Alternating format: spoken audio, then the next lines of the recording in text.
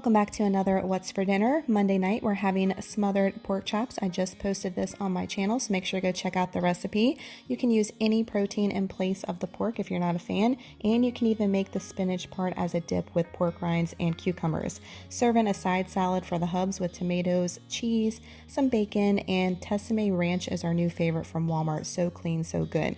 For me, y'all know I love to eat 1 avocado per day for my potassium intake with everything but the bagel seasoning. So good. I love this recipe. I will definitely make it with chicken. I'm even thinking about making it with some ground beef as a casserole. Talk about yummy. Tuesday night, we're making my so good Alfredo sauce, but it was an epic fail, and I'll tell you why. This quarantine life.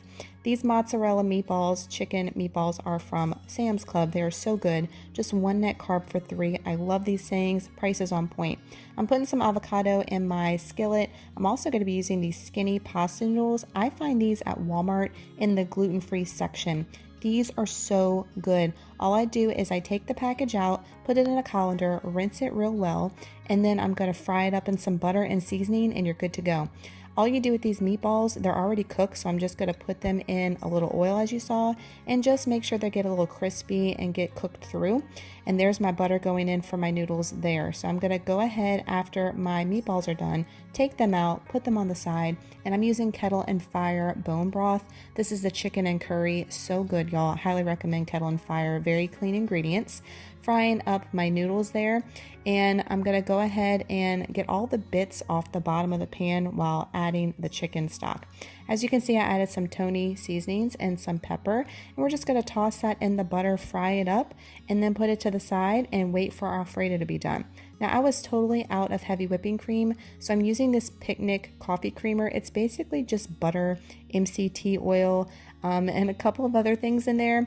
I cooked it way too long and it separated on me. I have used this Picnic creamer to make like a cream cheese sauce before, and it's worked fine.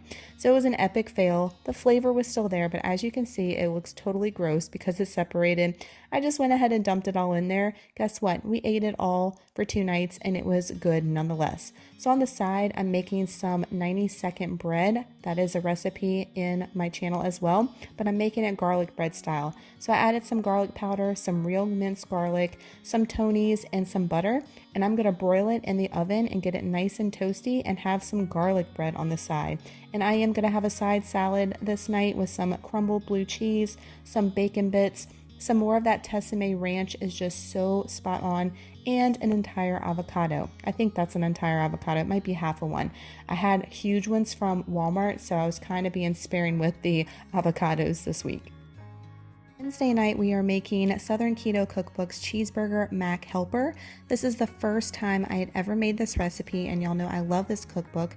This recipe was so easy, so budget friendly, guys. So if you have these ingredients on hand, bust out your cookbook if you have it and make it. And if you don't have that cookbook, it is a good investment to make because all the ingredients are simple, they are obtainable, and they're really easy recipes. And I threw that chili powder because do y'all ever like buy a seasoning and then you have a little bit left in there and you never used it, but you open the other one? So that's why I was like, what the heck, girl, with that seasoning, and threw the bottle.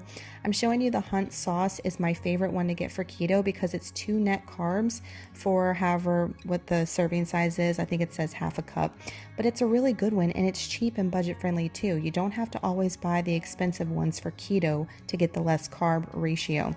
So we're just frying up our ground meat. We're gonna go ahead and put that Hunt sauce in there. Now I'm gonna add cauliflower, so that's gonna be like your noodles, and it was so good. I did break it up a little bit just so it had a little bite of cauliflower in each bite that you had and not any big chunks, and really enjoy that. And guess what? The best part, you're adding 2 cups of shredded sharp cheddar. I mean, what recipe isn't good when you don't add a heaping amount of cheddar on top? So you just let that get all melty, guys, and it is done. Delicious.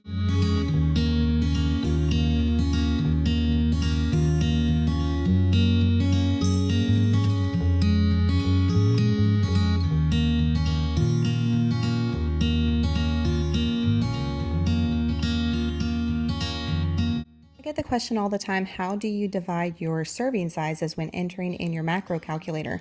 So I just let this sit for a few minutes and then I went ahead and divided it into fours because this is 4 servings and it's close enough, guys. You could weigh things out if you want to, but when it comes to cookbooks and them telling you a serving size, that's how I do it to try to get the most accurate macros.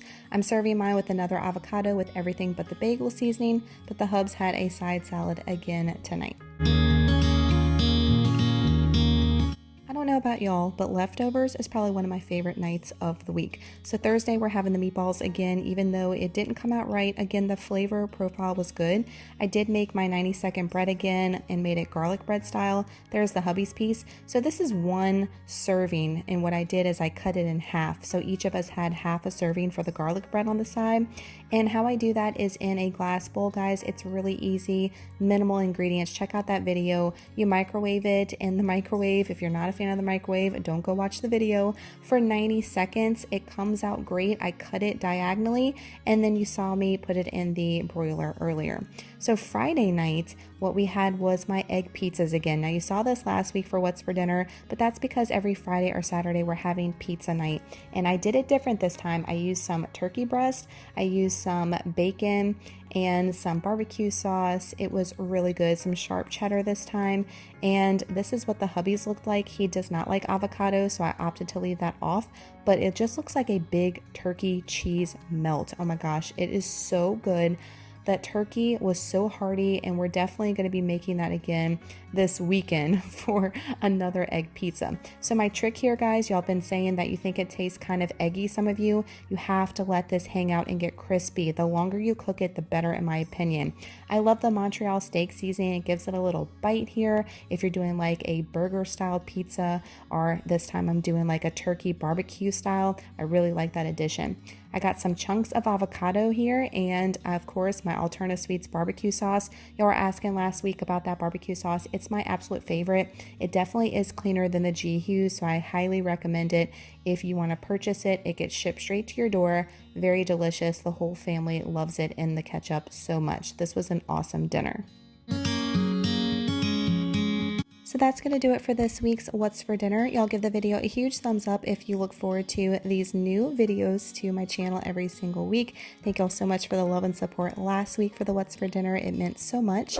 And if you're not subscribed, we'd love to have you a part of the fam. So make sure you hit all the bells and whistles down below so you're always notified every time I upload a new video here. And if you have a friend or a family member that needs some meal inspiration, especially in times right now, give the video a huge share. That also helps so much.